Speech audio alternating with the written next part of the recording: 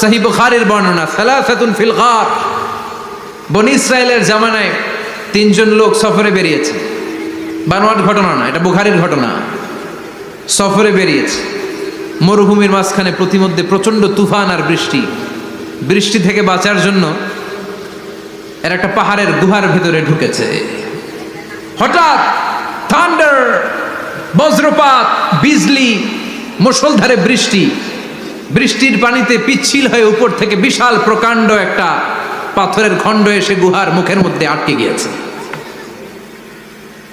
যেই গুহার মুখ দিয়ে তারা ঢুকেছে, ওইখানে বিশাল একটা পাথর গড়িয়ে এসে উপর থেকে বলল, অন্ধকার, ভিতরে কোনো আলো নাই, কোনো জনমানব নাই, বাঁচানোর কেউ নাই, কিচ্ছু দেখা যায় না, ঘুটঘুটে অন্ধকার। বাইরে থেকে আলো আর অক্সিজেন যে আসবে ওই সুযোগটাও নাই। তিনজন বুঝে গেল